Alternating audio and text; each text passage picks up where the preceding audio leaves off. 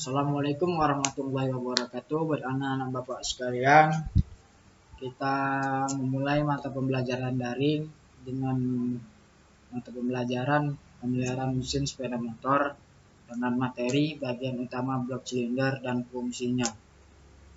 Dan buat anak-anak bapak, semoga tetap dalam keadaan sehat walafiat dan terus berprestasi, dan jangan berputus asa dalam mengikuti pembelajaran metode daring ini. Kita tidak tahu kapan wabah ini akan berakhir. Dan juga ikuti protokol kesehatan untuk selalu berada di rumah. Jangan terus-terusan keluar jika tidak ada kepentingan yang mendesak. Di sini kita akan membahas yang pertama dengan materi bagian utama blok silinder dan fungsinya. Masuk ke materi pertama, pengertian dan fungsi blok silinder. Pengertian blok silinder sendiri merupakan base part atau komponen inti mesin yang digunakan untuk menopang semua bagian-bagian utama mesin seperti piston, kepala silinder, oil pan, dan poros engkol. Fungsi dari blok silinder ini sebagai dudukan silinder liner atau tabung silinder, sebagai dudukan kepala silinder, sebagai dudukan poros engkol dan oil pan, dan yang keempat sebagai tempat mount engine ke bodi mobil. Ke materi selanjutnya, di sini Bapak akan melihatkan bagian-bagian utama pada blok silinder. Nah, yang pertama bagian-bagian utama blok silinder yaitu silinder. Silinder merupakan lubang tempat piston bekerja. Pada silinder ini memiliki lapisan khusus yang dibuat dari bahan yang berbeda dengan blok silinder. Lapisan khusus ini dinamai dengan silinder liner, di mana silinder liner ini dibuat dengan halus untuk mengurangi gesekan antara piston dan dinding silinder. Kemudian yang kedua, water jet pada blok silinder. Water jet ini berfungsi untuk menyalurkan panas kepada blok silinder. Water jet ini bekerja ketika mesin bekerja.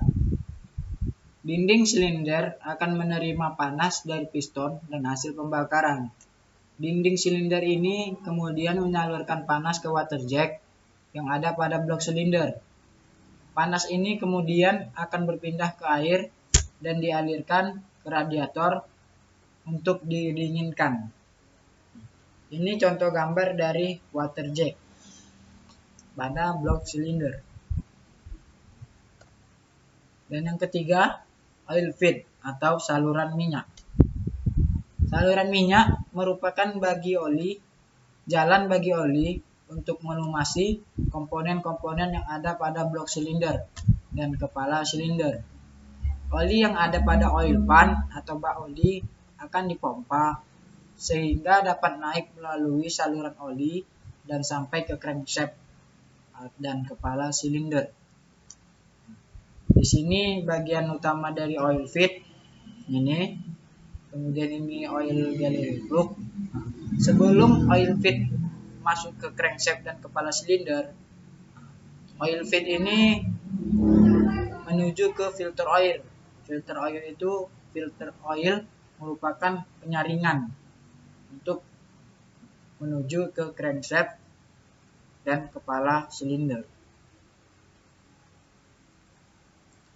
Yang keempat, crankcase. Crankcase atau disebut juga bak engkol adalah rumah bagi poros engkol. Crankcase ini terletak di bagian bawah blok silinder. Nah, pada gambar terlihat di bagian bawah blok silinder, di atas blok, di bawah crankcase, rumah bagi poros engkol.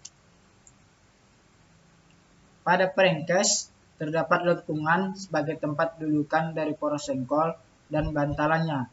Baru setelah itu ditutup dengan tutup bantalan utama, main bearing caps, atau disebut dengan main bearing caps. Kemudian yang kelima, engine mounting atau compartment holder. Di mana di sini Engine mounting merupakan salah satu komponen blok silinder yang memiliki fungsi sebagai tempat atau dudukan komponen-komponen mesin lainnya, seperti alternator, motor starter, dan lain sebagainya. Engine mounting ini juga berfungsi untuk mengikatkan mesin dengan bagian chassis. Nah, ini terlihat kan, mengikatkan bagian mesin dengan chassis, ditambah juga dengan karet untuk memperedam getaran pada mesin yang hidup. Kemudian lanjut ke macam-macam susunan silinder. Yang pertama tipe sebaris, yang kedua tipe V, dan yang ketiga tipe horizontal berlawanan. Di mana tipe sebaris memiliki karakteristik susunan silinder, yaitu yang pertama konstruksi sederhana, tidak memiliki banyak getaran, perawatan yang dirawat dengan mudah, dan jumlah silinder lebih dari 4 konstruksi. Kemudian keseimbangan getaran jelek jika jumlah silinder berkurang dari 6. Tipe sebaris ini dapat kita temukan dalam kendaraan mobil di Indonesia, seperti contohnya mobil Honda Jazz, mobil Ayla, dan mobil Rush. Kemudian di tipe V ini, adapun karakteristik susunan silinder tipe V ini sebagai berikut. Yang pertama, konstruksi pendek untuk silinder banyak. Yang kedua, poros engkol sederhana. Dan yang ketiga, perlu 2 kolektor gas buang. Dan yang keempat, keseimbangan getaran lebih buruk dari motor sebaris. Di mana tipe V ini dapat kita temukan dengan kendaraan motor supercar.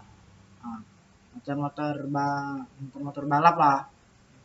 Dalam di Indonesia ini Lamborghini, Ferrari menggunakan tipe V. Yang ketiga, tipe horizontal berlawanan. Tipe ini memiliki karakteristik yang pertama, konstruksi pendek dan rendah. Yang kedua, keseimbangan getaran lebih banyak. Yang ketiga, perlu 2 kolektor gas buang. Dan yang keempat, saluran hisap panjang jika hanya 1 karburator. Di mana susunan silinder ini memiliki tipe horizontal berlawanan, di mana pistonnya bergerak secara horizontal. Jika terdapat 6 silinder, maka silinder di sebelah kiri, 3 silinder di sebelah kiri, dan 3 silinder lagi di sebelah kanan. Mungkin sampai di sini saja penjelasan Bapak untuk hari ini. Jika ada kata-kata Bapak yang salah, Bapak mohon maaf. Untuk anak-anak sekalian, jangan pernah menyerah dalam keadaan sekarang. Tetaplah giat dalam belajar dan raih cita-cita dan prestasi Anda. Wabillahi taufiq wal hidayah. Wassalamualaikum warahmatullahi wabarakatuh.